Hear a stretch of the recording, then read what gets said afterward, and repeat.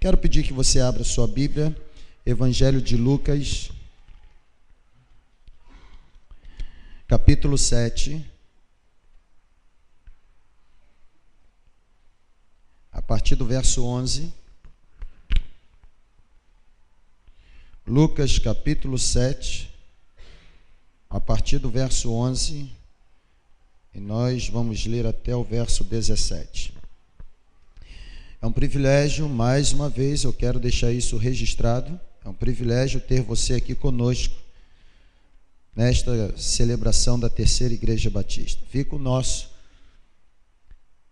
a nossa palavra dizendo que esta mesma celebração se repete também às quintas-feiras, e será um privilégio receber você aqui na próxima quinta-feira, às 7h30 da noite. Lucas 7, a partir do verso 11.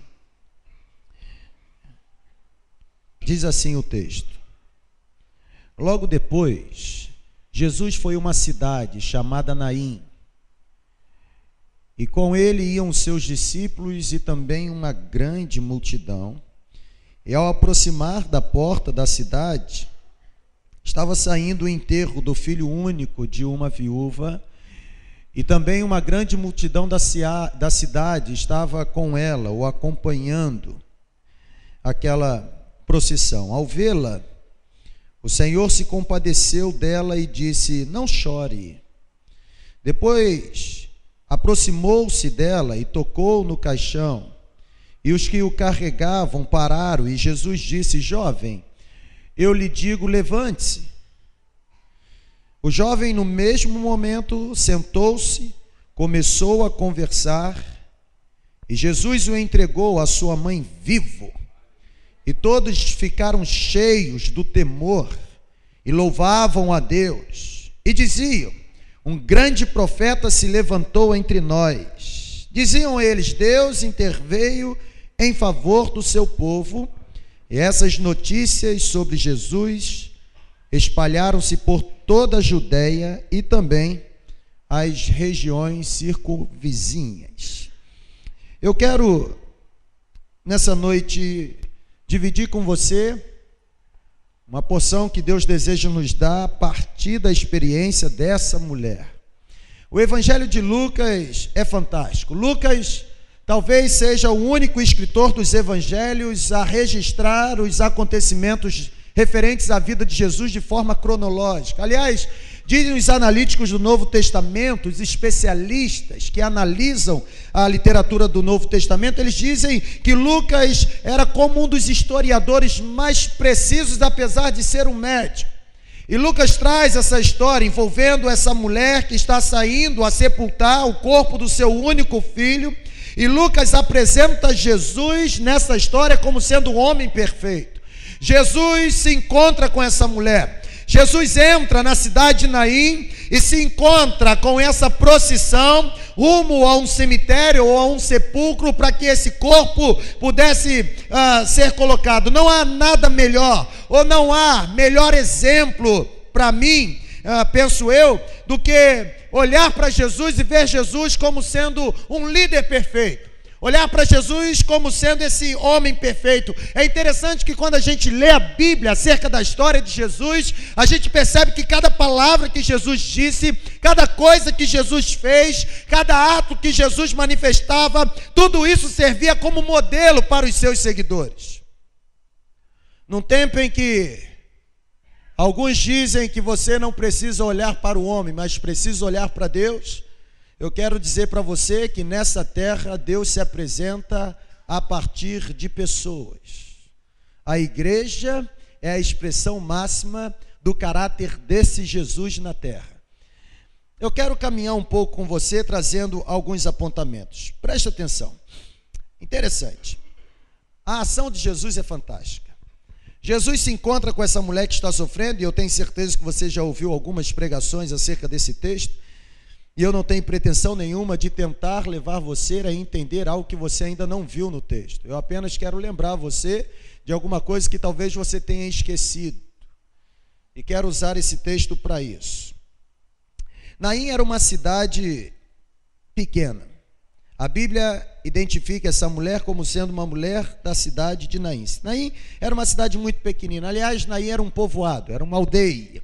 E Naim, segundo os arqueólogos, ficava aproximadamente 8 quilômetros de Jerusalém. Jesus está entrando nessa cidade e eu me lembro que algumas vezes eu ouvi pregações acerca desse texto, destacando principalmente a oposição que existia nessas duas multidões que estão nesse cenário. Alguns faziam questão de dizer que de um lado estava a tristeza, de um lado estava a falta de esperança, de um lado estavam pessoas que estavam sofrendo com a morte, porém de um outro lado existia alguém que seguia Jesus, alguém que apesar das perseguições e tribulações sentia ou nutria dentro do coração uma alegria. Eu não quero ir por esse caminho. Eu não quero destacar e nem enfatizar a característica dessas duas multidões. Eu quero me prender na vida dessa mulher. Eu não quero me prender nas duas multidões, se uma está chorando ou se a outra está jubilando. Eu quero me prender na posição dessa mulher, dessa viúva, de quem nem sequer a Bíblia cita o nome, mas que está sofrendo porque está indo sepultar o corpo do seu único filho. Essa mulher não era discípula de Jesus. Aliás, essa mulher não estava na multidão que seguia Jesus.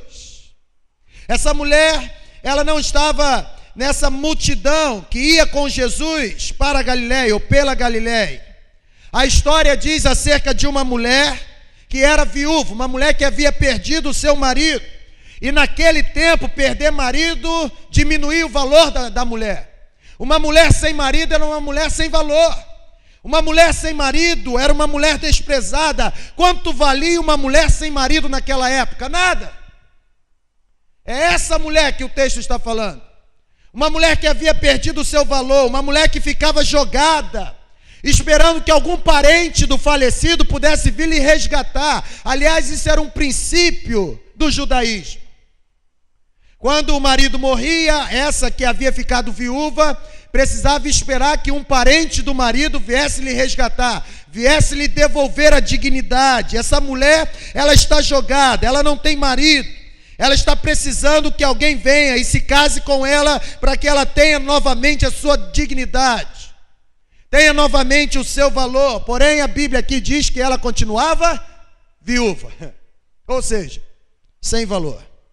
Ninguém havia lhe resgatado. Nem o parente do seu marido havia se casado com ela. Porém, restava uma esperança para ela. Apesar de ser viúva e apesar de estar jogada, apesar de não ter sido resgatada, a Bíblia diz que ela possuía um filho. Ela tinha um filho. E é justamente nesse filho que, ao meu ver, se concentrou todos os sonhos e esperança dessa mulher. Por que eu digo isso? Porque, sendo viúva, para aquela mulher ter um filho homem e jovem, significava muita coisa. O filho daquela mulher não era simplesmente alguém que tinha saído do seu ventre, mas o filho daquela mulher representava os seus sonhos, representava os seus planos, representava os seus projetos, representava o seu futuro, representava o seu valor, representava a sua dignidade. E ao ver o seu filho morrendo, morria também o seu valor, a sua dignidade. Naquele caixão, irmãos, estava indo tudo daquela mulher. Já era viúva e agora, sendo viúva, não teria mais um filho homem. Aquele caixão levava o sonho, aquele caixão levava exatamente tudo que aquela mulher tinha como perspectiva de uma vida melhor. Essa mulher está sofrendo. Talvez a exemplo de você que está conosco nessa noite. Sofrendo. Não era somente o corpo do filho que estava naquele esquife. Não era somente sepultar o corpo de um filho. Aquela mulher estava levando o seu futuro, aquela mulher estava levando no caixão os seus planos, os seus sonhos. Aquela mulher estava indo para a sepultura sepultar o seu valor. Era tudo isso que seria enterrado. E a partir daquele momento, não tendo mais marido e não tendo mais filho, ela não viveria mais, ela tentaria sobreviver. Ela teria que lutar por uma sobrevivência. Aquela viúva dependia necessariamente do seu filho. Ela não tinha marido. Naquele tempo, ao contrário do que a gente vê hoje, hoje a gente vê filhos marmanjos sendo sustentados pelas aposentadorias dos pais idosos. Antigamente não tinha isso não. Antigamente não tinha esse negócio. Meu pai aposentou bem, vou ficar na aba do meu pai. Não tinha não. Naquele tempo não tinha essa seguridade social, essa aposentadoria privada, não tinha não. Naquele tempo, ao contrário de hoje, naquele tempo, os filhos eram a verdadeira aposentadoria dos pais. Eram os filhos e aos filhos que cabia a responsabilidade de suprir os seus pais quando eles não tivessem mais condições de trabalhar. Os irmãos estão entendendo, sim ou não? Estão aqui comigo? Digam amém. Ou seja, ficar viúva já era trágico, terrível. E agora sepultar o seu único filho era a desgraça completa.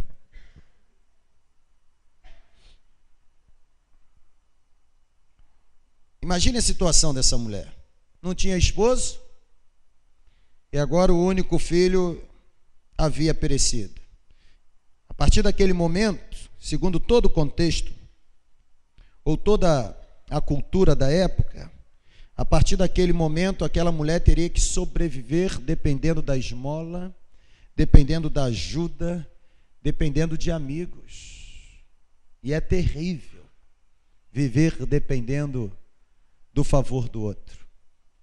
Eu quero destacar 3 lições rápidas. E a primeira está no verso 13, quando a Bíblia diz que Jesus, ao entrar na cidade com seus discípulos e também com a multidão que o seguia, Jesus se aproxima, vê o sepultamento ou a procissão, o velório, né? Aquele cortejo fúnebre, e diz o versículo 13 que ao vê-la, Jesus viu. Isso é fantástico. A primeira expressão do versículo 13 diz: ao vê-la, o Senhor se compadeceu. Jesus entra na cidade, percebe que alguma coisa está fora do controle, uma mulher que sepulta o seu único filho, uma multidão chorando, marcada pelo desespero, pela tristeza, e a Bíblia diz que a primeira coisa que Jesus fez não foi dizer, levante-se. A primeira coisa que Jesus fez foi vê-la. Esse verbo ver, nesse contexto, é fantástico. Aliás, o verbo ver na literatura bíblica, embora existam vários verbos que podem ser traduzidos por ver, existem pelo menos 2 conotações que eu quero destacar. Uma conotação contemplativa e uma conotação ativa. E esse verbo ver não é contemplativo, é ativo. Jesus não está contemplando. Puxa, que legal. Nossa, morreu o filho da senhora tal. Rapaz, ele era tão novo. Já viu as pessoas comentando sobre o defunto? Aliás, irmão, sepultamento é uma coisa fantástica. Até os inimigos aparecem para falar mal do defunto. Já parou para analisar isso? Puxa, ele era tão novo, né? Agora você vê, aí as irmãs, né? As irmãs não, porque irmãs não fazem isso, né? Mas algumas mulheres que não têm o que fazer, ficavam assim, agora você vê, né? Já não tem marido, agora não tem, vai ficar jogada. A Bíblia não diz que Jesus ficou contemplando, se envolvendo nesses pormenores. A Bíblia diz que Jesus viu, e esse ver numa conotação ativa, ou seja, Jesus se compadeceu. O texto deixa claras evidências de que Jesus, ao olhar para aquela mulher, Jesus não somente contemplou o sofrimento que aquela mulher estava vivenciando, mas olha aqui, Jesus passa a se compadecer. Jesus não apenas contempla, Jesus ele se interessa, Jesus não apenas observa, Jesus assume uma função ativa, ou seja, ele se coloca ao ponto de se compadecer, de sofrer junto com aquela mulher. Eu não sei se você sabe, mas compaixão significa literalmente sofrer com. Compaixão não é simplesmente olhar, sentir dó, sentir piedade, sentir um sentimento pesado, não. É mais profundo do que isso. Literalmente, compaixão significa sofrer com. E a Bíblia diz que Jesus viu esse olhar de compaixão, de compadecimento. Ou seja, quando a Bíblia diz que Jesus viu aquela mulher, o que a Bíblia quer dizer para mim e para você é que assim como Jesus se compadeceu, se interessou pelo sofrimento daquela mulher, na mesma proporção, Jesus vê o seu sofrimento, Ele se interessa por você, Ele se compadece por você. Você precisa ter certeza disso. Jesus, ao olhar o seu sofrimento, Ele se interessa pela sua dor. Jesus, ao olhar pelo seu sofrimento, ou para o seu sofrimento, Ele intimamente fica ligado às suas lágrimas. Esse Jesus não é um Jesus indiferente, que está sentado no alto e sublime trono, com braços cruzados, apenas interessado em receber adoração. Não, meu filho, esse Jesus está nesse trono sim, assentado, disposto a receber a sua adoração. Na mesma proporção, Ele está presente entre nós para livrar você das suas dores. Ele se interessa por você. Jesus vê você nos seus momentos mais privados. Você pode não querer abrir o seu coração e falar dos seus sofrimentos para o outro. Aliás, você pode falsear o sentimento real da sua vida colocando um sorriso nos seus lábios. Mas Jesus enxerga você no seu privado e Ele não se mantém indiferente. Isso é genial. Esse Jesus é fantástico. Cadê Eleusa? Vai, minha filha. Eu também. Entendeu? Pode aplaudir, né? Esse Jesus é fantástico. Esse Jesus, Ele se interessa. Meus irmãos, Ele se interessa pela nossa dor. E Ele se interessa pela nossa dor não é porque temos algum mérito, não. Outro dia eu ouvi alguém, tem uns loucos que me... Jean, meu filho, a cada dia você se torna uma pessoa melhor. Deus abençoe a sua vida. Eu tenho o privilégio de ter no ministério uma pessoa igual você. Eu vejo Deus na sua vida. Você é uma bênção. É fantástico. Agora tem alguns que são loucos. Outro dia eu encontrei um dizendo assim: sensibilize Deus com a expressão de adoração. Quando eu ouço esses negócios por aqui, eu fico feliz. Foi Deus que me trouxe mesmo, para poder ver se esse povo para de falar. Irmãos, é muito ignorante, teologicamente falando. Sensibilizar Deus, seu Deus não se sensibiliza pelo seu choro, meu filho. O seu choro pode sensibilizar esse pastor e as pessoas que aqui estão, mas Deus não se sensibiliza com o seu choro. Primeiro, porque Ele sabe quem você é. Segundo, que Ele conhece as motivações do seu coração. E terceiro, antes que a palavra chegue aos seus lábios para você pedir alguma coisa, o Senhor já conhece de absolutamente tudo. Ele sabe como tirar você dessa batalha. A gente sofre e a gente se perde no sofrimento. Jesus está vendo você nessa noite. Aliás, a Bíblia diz que os olhos dele são como chamas de fogo. Não existe nenhum espaço nesse universo que seja capaz, você seja capaz de esconder alguma coisa de Jesus. O salmista diz: se eu subir aos céus, o Senhor está lá. Se eu descer no mais profundo abismo, para onde eu poderei fugir da tua face? O mais fantástico é que esse olhar não é um olhar condenativo, pelo contrário, não é um olhar punitivo, pelo contrário. Esse olhar é um olhar de compadecimento. Olha que coisa fantástica, a Bíblia diz que existiu um momento em que Jesus manda os discípulos atravessarem para o outro lado, de Betsaida. E os discípulos entram naquele barco, começam a remar e começam a ficar cansados, entendeu? Eles não faziam aí, não era matriculado nas academias da vida, era assim como eu, fraquinho, aí, né? Aí começou, as forças desvaneceram, diz o texto que eles se esgotaram de tanto remar. Jesus está no monte orando, versículo 48 do capítulo 6 de Marcos é fantástico, diz assim: Jesus viu que eles remavam com dificuldade. No momento que Jesus viu que eles remavam com dificuldade, você acha que Jesus ficou no monte orando? Negativo, ele desceu do monte e foi andando sobre as águas ao encontro dos discípulos. Deixa eu dizer uma coisa para você, continue lutando, não reclame do seu sofrimento, encare, continue lutando, seja perseverante, ainda está muito tempo para você bater no tatame, não chegou a hora ainda de você sair do ringue, não chegou a hora de você dizer que a batalha acabou. Continue lutando, porque quando as suas forças desvanecerem e você achar que vai perder o controle da luta, esse Jesus vai aparecer e vai renovar as suas forças. A Bíblia diz isso. Jesus vê. É interessante que esse olhar de Jesus é um olhar de compaixão. Jesus vê, desejando sofrer as nossas dores, simplesmente porque Ele nos ama. Jesus vê e está pronto a nos ajudar nos momentos mais desafiadores da nossa vida. Jesus vê. E é interessante quando a gente lê o texto, muito daqueles que Jesus curou durante o ministério, que fantástico isso. Muitos daqueles que Jesus curou durante o ministério que realizou na terra, muitos daqueles que foram curados jamais voltariam para Jesus para dizer obrigado, mas mesmo assim Jesus os curou, sabe por quê? Porque Jesus os amava. A maioria daqueles que foram curados por Jesus iriam se preocupar mais em ser saudável do que ser santo, mas mesmo assim Jesus os curou. Quando você lê os evangelhos, você percebe que algum daqueles que pediram pão para Jesus, logo depois clamariam freneticamente dizendo: crucifica-o, crucifica-o, crucifica-o, mas mesmo assim Jesus os alimentou, porque Ele os amava. Eu queria dizer uma coisa para você.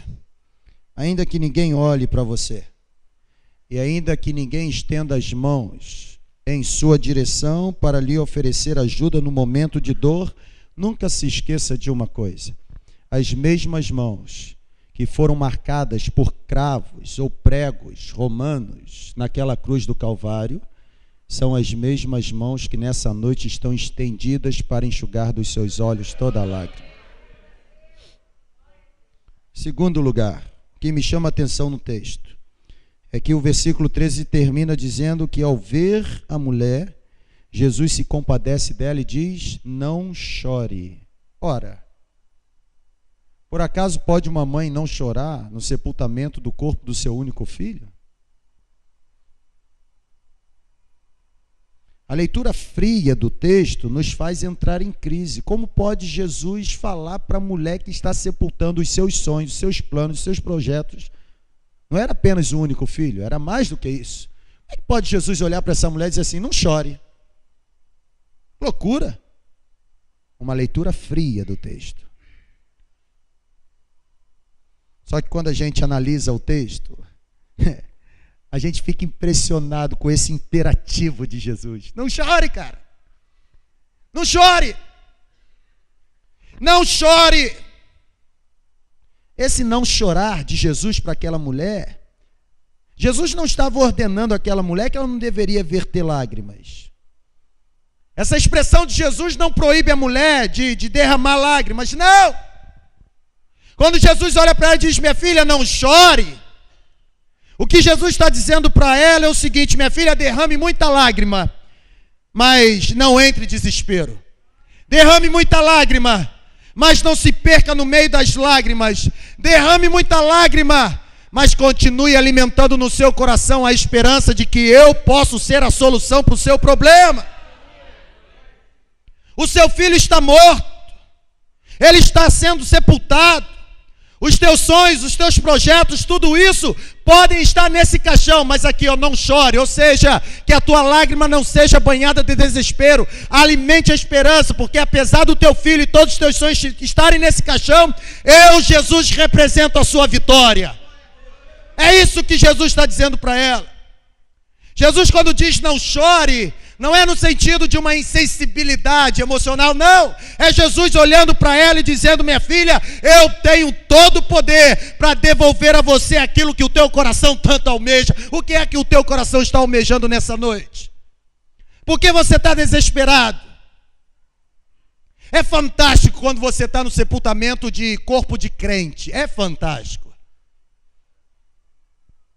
É uma calmaria, irmãos. Parece que não tem nem defunto. Presunto. Coisa do tipo. Entendeu? Nem parece. Lá no Rio de Janeiro tem um cemitério fantástico chamado Jardim da Saudade. Mamãe quis comprar um lote naquele condomínio fechado, eu não deixei não. Aliás, mamãe engraçada, tá gostando tão de São Mateus que virou para mim e falou assim: tô pensando em comprar um lote naquele condomínio fechado em frente à Igreja Velha. Eu fui lá ver, é o cemitério. Falei: não, mamãe, não pode. Que loucura. Jardim da Saudade é uma porção de capela e o nome já diz, Jardim da Saudade, é um jardim. Fantástico, paisagem linda. Aí você vê às vezes a capela, o corpo de alguém que servia Jesus, na capela ao lado o corpo de alguém que não servia Jesus. Aí aqui onde alguém servia Jesus, uma calmaria, rapaz, o pessoal chorando, porque tem que chorar mesmo. Mas lá do outro lado um desespero, pessoas se jogando no caixão, aí beijo o defunto, aí bate na cara assim: acorda meu filho. Não adianta, é um desespero. O que Jesus está dizendo para essa mulher é o seguinte: não entre em desespero. Por quê? Porque a sua esperança nunca morre. O seu filho está nesse caixão, mas aqui a sua esperança está depositada em mim. Eu sou o dono da vida, eu posso dar, eu posso tirar, eu posso devolver. Minha filha, ele pode estar no caixão, mas basta uma palavra minha, ele vai se levantar. Não chore, não se desespere. Eu lembro de uma ilustração.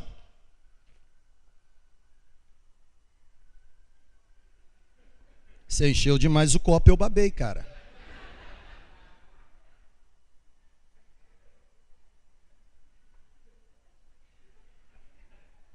Eu lembro de uma ilustração de que o garotinho foi levado para o aeroporto, ele tinha que viajar, e aí os comissários de bordo pegaram aquele garoto, colocam aquela identificação, e aí o menino é acomodado na primeira poltrona, e aí ele pega o videogamezinho dele lá, né? Aí sentadinho na primeira poltrona, fonezinho no ouvido, aí começa lá no videogame dele, pá. E o avião, daqui a pouco, o avião pega lá um momento de turbulência, e aí começa a balançar. Irmãos, é terrível, não sei se você já passou, mas é legal demais, né? Mas já passou, Zé Barros, não? É fantástico, não é? Você fica desesperado: eu vou morrer, a minha mulher vai ficar viúva novinha, ela vai casar novamente, meu Deus, é a minha tragédia. Aí diz a história que ele estava lá, entendeu?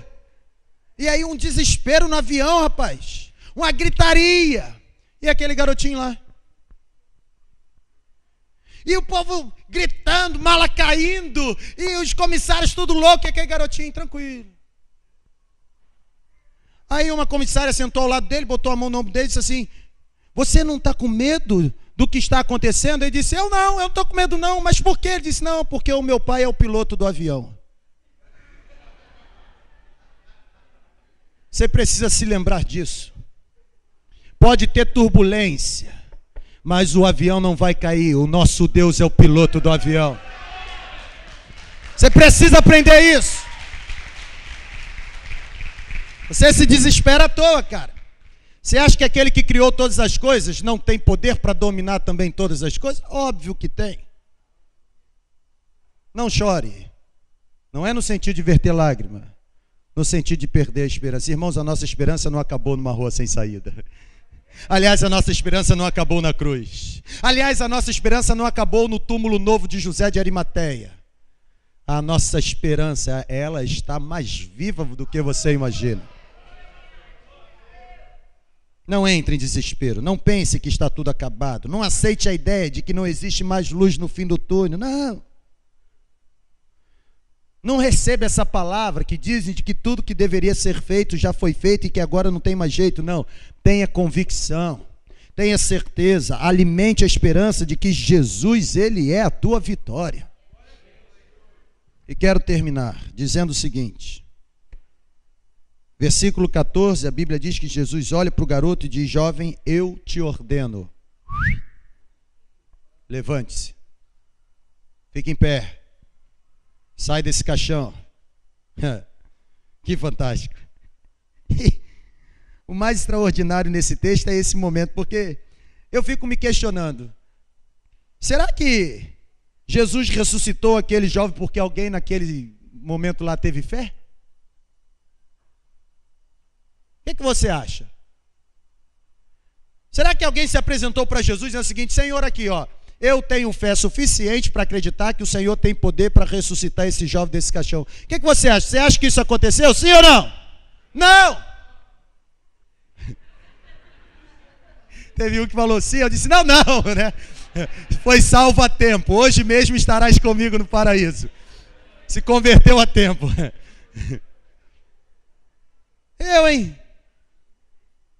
E tem algumas pessoas loucas por aí, quem lê de forma equilibrada a passagem, vê que a iniciativa da ação miraculosa, a iniciativa de ressuscitar o garoto foi do próprio Jesus. Ninguém se prostrou aos pés dele rogando que ele realizasse o milagre, ninguém determinou, ninguém reivindicou, ninguém disse que o milagre de Cristo, nada disso, gente. Eu fico vendo em semideuses por aí, loucos, né? Acho que a pessoa acha que botar o terno e a gravata o torna a quarta pessoa da Trindade. Se é que Trindade pode ter quarta pessoa. Pai, Filho, Espírito Santo e eu. É porque ele vira e fala assim: vem aqui à frente, porque agora eu vou determinar que a mão... Determinar? Ô, rapaz, você não determina nem sobre tua mulher, rapaz. A mão de Deus não pode ser manipulada por você. O poder de Deus não está refém dos seus desejos. Jesus ressuscitou aquele garoto porque ele quis. A iniciativa foi dele. Jesus ressuscitou aquele garoto porque teve misericórdia daquela mulher. E a misericórdia de Jesus transcende o nosso entendimento. E ai daquele que queira limitar Jesus dentro das suas concepções teológicas. Ah, não, Jesus não pode agir assim. Entendeu? Já viu Batista? Igreja Batista? Não sei se você já conhece alguma igreja batista. A igreja batista é um negócio interessante. Não, Jesus não pode agir assim. Jesus não é surdo. Aliás, uma boa... Quem precisa rir um pouquinho? Levante a mão, que está muito tenso, precisa rir. Ok, chegar em casa, entra no YouTube e coloque lá o vídeo do Leandro Hassum sobre religiões. Você vai rir demais. É óbvio que lá existem algumas palavras que não devem ser escutadas. Você tira isso, não se lembre que o seu pastor que te orientou, entendeu? Depois você continua vendo o vídeo. A gente transforma a religião num negócio horrível. E aí eu fico vendo os camaradas, rapaz, Jesus não pode agir assim. Por que não pode? Não, porque os nossos princípios doutrinários da nossa confissão dizem que Jesus não pode agir assim. Rapaz, Jesus é maior do que isso. É muito maior do que isso. Você não tem noção do que Jesus tem poder para fazer, rapaz. Fazer o caroço sumir, isso é fichinha. Fazer o vírus do HIV, isso é fichinha. Sabe o que Jesus tem poder para fazer? Jesus tem poder de abrir esse céu e voltar com poder e glória para buscar a igreja. Isso é poder, cara. Poder. Jesus ressuscitou aquele garoto porque ele tem todo o poder. Ele foi quem transformou água em vinho. Foi ele quem curou o servo do centurião. Foi ele quem multiplicou pães e peixes. Foi ele quem repreendeu a tempestade. Foi ele quem devolveu vista àquele que era cego. Foi ele que abriu os ouvidos daquele que era surdo. Foi ele quem libertou quem estava endemoniado. Foi ele que ressuscitou quem estava morto. Foi ele quem curou o paralítico. Jesus faz isso tudo porque ele tem poder. E aí eu pergunto a você, será que esse mesmo Jesus também não tem poder para operar um milagre na sua vida hoje? É claro que tem, e não somente tem poder para fazer, como Ele deseja trazer de volta aquilo que um dia você perdeu. É a especialidade dele com Jesus na sua vida, meu filho. É possível sim voltar a sonhar com Jesus na sua vida. É possível sim voltar a ter perspectiva de uma vida melhor com Jesus na sua vida. É possível sim sentir a possibilidade de ter os nossos projetos concretizados. Jesus tem poder. Olha para a pessoa que está aí, diz assim: Jesus tem poder. Diz para ela, diz mesmo: Jesus tem poder. Não duvide, Jesus tem poder. Sabe por que eu digo isso? Porque Jesus superou a química quando converteu água em vinho. Jesus tem poder porque Ele superou a biologia quando nasceu sem a concepção normal. Eu digo que Jesus tem poder porque Ele superou a física, desmentindo a lei da gravidade, quando andou por sobre as águas e subiu ao céu. Jesus tem poder. Eu digo que Jesus tem poder porque Ele venceu a economia, refutando toda a lei da matemática, transformando 5 torradinhas e 2 sardinhas e alimentando uma multidão de gente. Jesus tem poder porque Ele superou a medicina, curando enfermos, curando cegos, sem dose de medicamentos. Que fantástico! Ah, Jesus tem poder. Jesus tem tanto poder que Ele não tinha servos, porém as pessoas o chamavam de Senhor. Aleluia. Jesus tem tanto poder porque Ele não tinha nenhum grau de estudo, no entanto todos o chamavam de mestre. Que fantástico! Jesus tem todo o poder porque Ele não tinha medicamentos, mas era chamado de médico. Esse Jesus é poderoso. Eu queria incendiar o seu coração nessa hora. Eu queria encorajar você a acreditar que Jesus tem poder para mudar a sua vida, sim. Sabe por quê? Porque Ele não tinha exército nenhum, porém as pessoas o chamavam de Rei dos Reis e Senhor dos Senhores. Jesus tem poder. Ah, Jesus não comandou nenhuma grande batalha. Aliás, Jesus não ganhou nenhuma batalha militar. No entanto, Jesus conquistou todo mundo pelo teu poder. Ah, Jesus tem poder. Ele tem tanto poder que Ele foi enterrado em uma tumba. Porém, Ele está vivo, está mais perto de você do que você imagina nessa noite. Ah, esse Jesus é poderoso, Ele tem poder. Ele é indescritível, Ele é incompreensível, Ele é invencível. Ele é irresistível. Esse Jesus é tão poderoso que você não consegue tirá-lo da sua mente. Aliás, o domínio de Jesus é de tal forma que você nunca conseguirá viver mais do que Ele. Você não vai conseguir viver mesmo sem Ele. Você precisa dele para viver. Jesus tem tanto poder que os fariseus não puderam com Ele. Eles não puderam deter Jesus. Pilatos não pôde encontrar nenhuma falta em Jesus. Herodes não pôde matá-lo. A morte não pôde vencê-lo. O túmulo não teve poder para mantê-lo morto. Ele ressurgiu dentre os mortos. Ele está vivo. Ele vive para sempre. Este é o meu rei. O seu nome é Jesus. Ei, fique em pé. Você acha que Jesus não tem poder para curar a sua vida? Ah, meu filho. É óbvio que Ele tem. Então eu quero encorajar você nessa hora a erguer a sua mão para o alto e louvar a esse Jesus que está entre nós. Você precisa louvar ao Senhor.